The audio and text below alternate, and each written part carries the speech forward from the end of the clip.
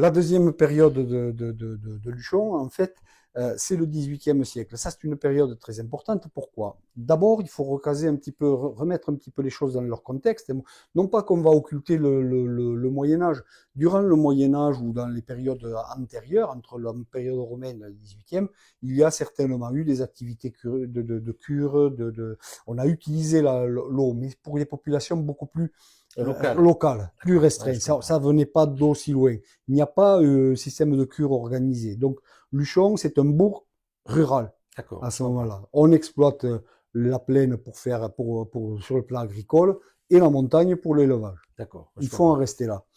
On a aussi le fait que pendant le Moyen-Âge, il y a toutes les mouvances de petits comtes, de petits nobliaux, etc., qui se sont querellés, essayés d'avoir l'un le dessus sur l'autre. Donc tout ça, ces petits territoires se sont mis en place petit à petit jusqu'à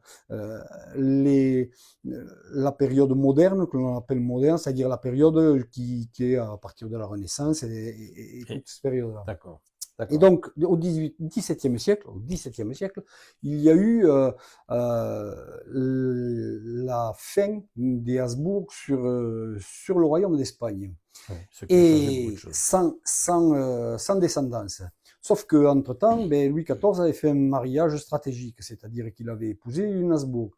Donc, il a prétendu au trône d'Espagne, pas pour lui, mais pour un de ses descendants, Philippe, qui était le Philippe IV, en fait.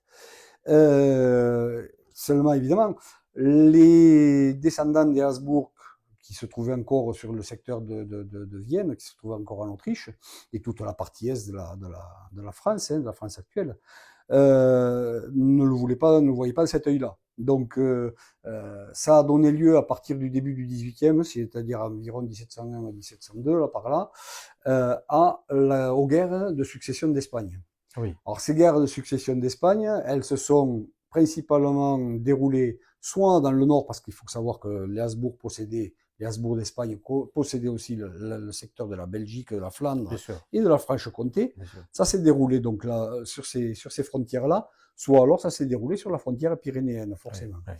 Donc, nous avons été au centre du conflit à un moment donné. Il faut savoir que à la période antérieure des guerres de religion, l'Espagne, qui était encore gouvernée donc par les Habsbourg, par Philippe II, voyait de mauvais œil la présence des protestants qui petit à petit prenaient, voilà, il y avait deux pôles qui étaient un sur le Béarn, l'autre sur le Pays de Foix et le Languedoc, et donc nous étions au milieu, pas un bastion, mais au moins une survivance de tout ce qui pouvait être catholique. Et donc il avait compris que si jamais il devait lutter contre les protestants, ça serait un bon point de passage au niveau des Pyrénées que de passer par le bassin de la Garonne. Donc du coup, il a fortifié tout le sud. Oui. Il a fortifié tout le sud. Et nous, en face, en France, il n'y a pas eu de réaction par rapport à ça. Et donc, nous n'avions absolument rien, pas de fortification, hormis les petites tours que nous avons par ici ou par là, que ce soit Castelviel, Castelblanca et autres, mais rien de réellement, alors que dans le Val d'Aran, qui était à ce moment-là espagnol, au-dessus de Las Bordas, vous aviez quand même le château de Castelléon. Oui. Une belle citadelle aussi au-dessus de Vénasque. Et puis même Alès. Alès, voilà. C'est pareil. C'est un peu plus du type de ce que l'on avait ici. Hein, oui. Alès. Mais bon, toujours est-il que, et au-dessus de Bossos, c'est pareil. Ils avaient quand même, Philippe II avait quand même bien réalisé sa fortification au-dessus dans le secteur espagnol.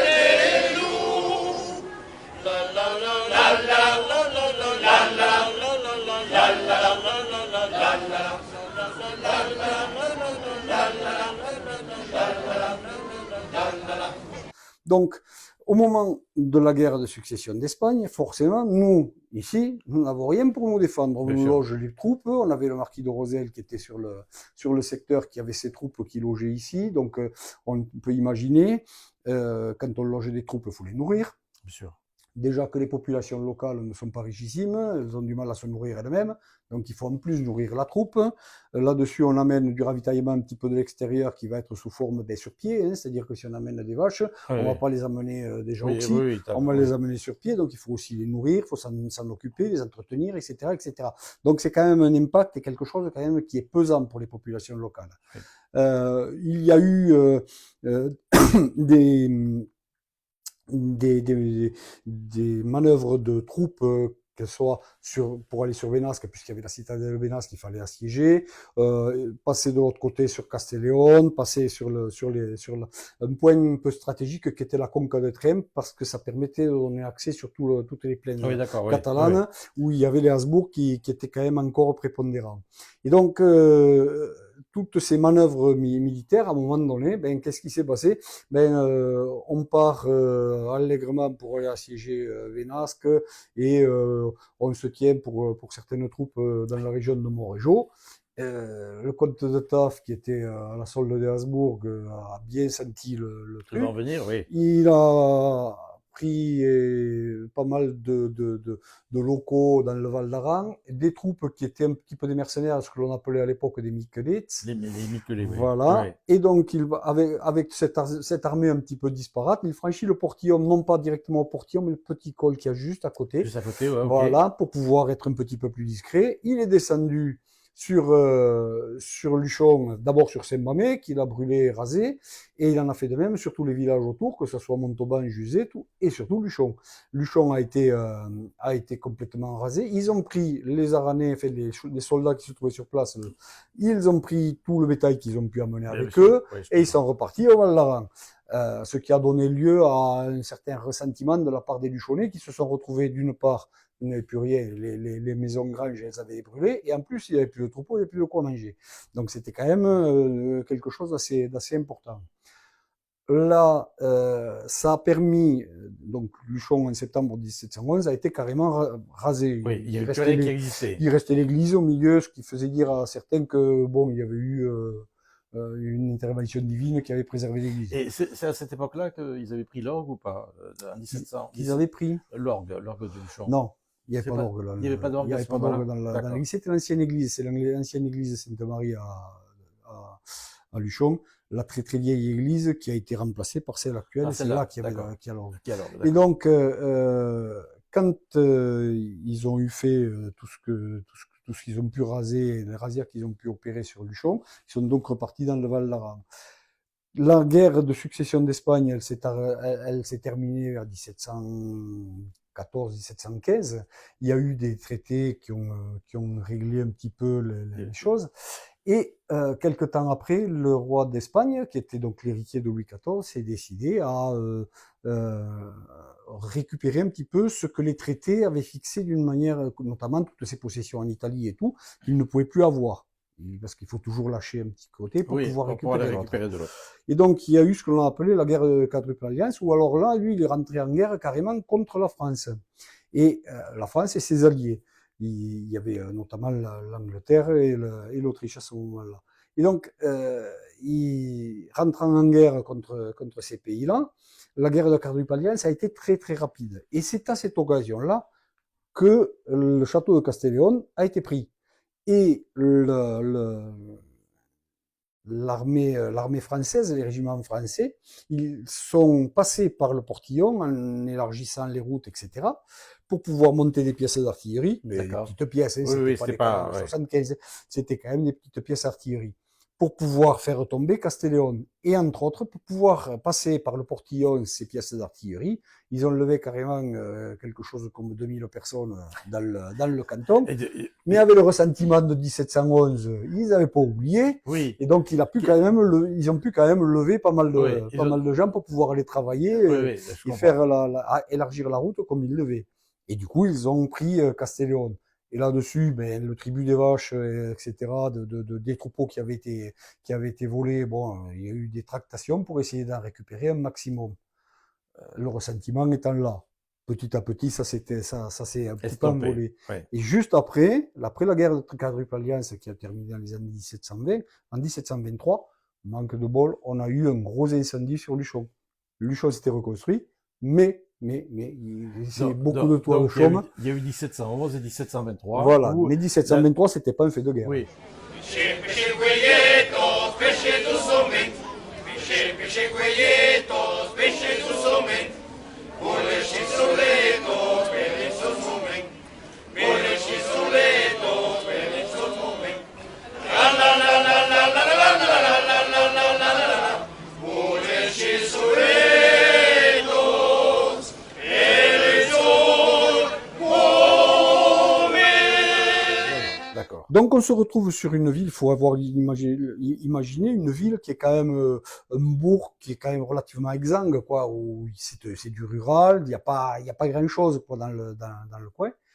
Et là, on continue quand même à exploiter plus ou moins les bains. Alors les bains, c'est des cabanes, hein, Oui, je au bout comprends. des termes, Ouais. là-bas, c'est des cabanes en bois avec des piscines qui sont plus à l'air libre qu'autre chose. Donc bon, on y soigne les chevaux à côté des piscines. Donc c'est quand même bêtes et gens pratiquement. La même Les chose. gens sont là, on fait fi de toute pudeur. Si on met les gens dans le bain tous, sans distinction de niveau social ou de sexe. Et donc ça continue quand même un petit peu à être exploité. En 1754 il était sur place, prend le fermage de ces bains, la partie municipale, toujours bien, Jacques Barrault.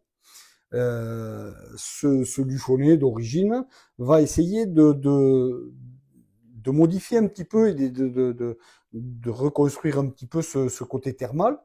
Et il entre en contact avec Détigny, qui était à ce moment-là l'intendant, c'est-à-dire l'équivalent d'un grand préfet de région, Oui.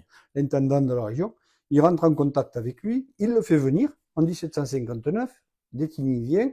Il était quand même très intéressé par toutes ces choses-là. Il avait déjà travaillé sur Bagnères de Bigorre, il avait travaillé un petit peu sur Barèges. Il faut savoir qu'on avait eu quelques petits relents auparavant. Il y a Louvois qui était venu sur Barèges pour pouvoir Fortifié, non? non, faire venir Louis XIV. Son intention, c'était de faire faire une cure à Louis XIV. Ah, d'accord. Et donc, il était venu à l'époque avec tout un aéropage derrière, et il avait fait venir Vauban pour justement faire une étude un petit peu de toutes ces fortifications, pour essayer de sécuriser la venue du roi quand même. On ne pouvait pas faire venir le roi dans un terrain hostile. Et il n'en reste pas moins ce qu'il y avait à cette époque-là, l'hôpital militaire à Barèges, la spécificité de l'hôpital militaire de Barèges, qui perdure encore. Hein, oui, maintenant, oui.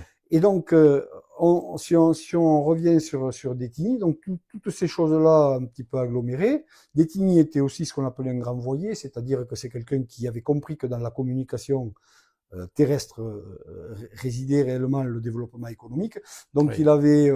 il a promu ensuite les grandes routes qui permettaient d'accéder sur Luchon, donc de Montrégeau à Luchon. Elles avaient été déjà un petit peu améliorées pendant la guerre de succession d'Espagne, mais juste pour faire passer les chevaux, avec entraînant quelques petits canons. champs, mais très très restreints.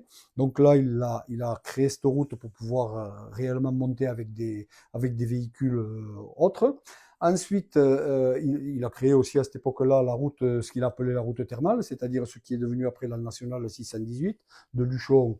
Non, de l'autre côté. La 618, ça passait Luchon, Le Peyre-Sourde, l'Aspin, le Tourmalet, etc. Pour redescendre sur Bagnères de Bigorre, sur Lucé-Sauveur et accès sur Cotteret, etc. Ça, c'était ce qu'ils appelaient la route thermale. Donc, c'est lui qui a créé cet itinéraire-là. Donc, ils se sont appuyés. Ça, c'était dans les années 1759, 1760, quoi. 1760. Quand on parle que la Compagnie Midi avait fait ça, en fait, c'était bien avant. Ah non, mais la Compagnie du Midi, c'est encore autre chose. C'est pas du tout le même. Ils n'ont pas, la Compagnie du Midi, ils n'ont pas créé de route. Ils ont exploité des itinéraires par le trait, mais ça n'a strictement rien à voir. C'est-à-dire que la Compagnie du Midi, c'est du 19e siècle, c'est surtout essentiellement, c'est le train, quoi. Oui, tout à fait. Non, mais parce qu'on parle que la Compagnie du Midi avait arrangé des routes, avait fait différentes choses. Pour pouvoir faire les travaux, mais ça n'a rien à voir avec voilà. Mais c'était, à l'origine, c'était de 1700. Ah oui, ça date du 18e, ces axes routiers qui permettent le développement économique ultérieur de pas mal de cités dans les Pyrénées, c'est Détigny, hein, c'est un grand voyer.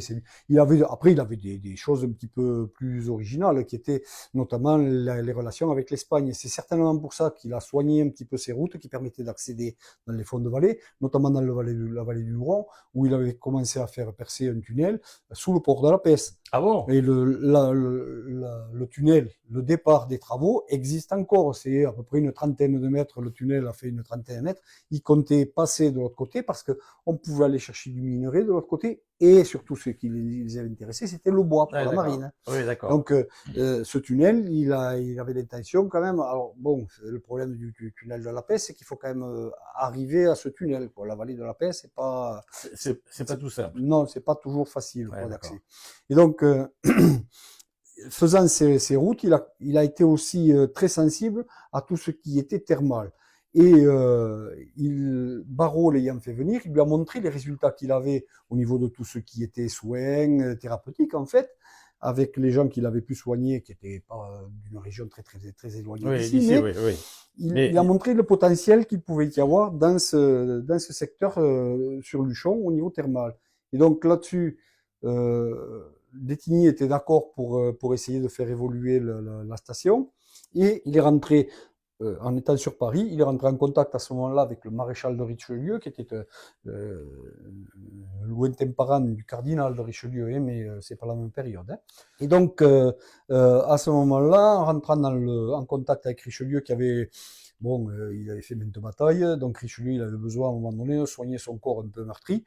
Il avait fait une cure sur le secteur Barège, en tant que militaire, forcément, et Bagnères de Bigorre, et il lui a conseillé à ce moment-là de venir sur Luchon. Sur Luchon. Parce que les eaux étaient peut-être meilleures. Meilleures pour lui. Ouais, donc il est venu sur Luchon. Alors il est venu sur Luchon, il a résidé dans une petite maison à Barcugnas, derrière la chapelle de Barcugnas, qui était l'ancienne maison de Nadeau Cobet. Cobet, à ce moment-là, Jean Cobet était le maire de Luchon à l'époque. Ouais. Et donc il a résidé là. La ville de Luchon avait foncé un petit peu, avait donné 4 sous pour pouvoir améliorer la chambre. La maison, ouais. Détigny avait fait amener un lit de chez lui pour qu'il soit bien, pour qu'il puisse se coucher correctement. Ouais. Et il est venu en 1763.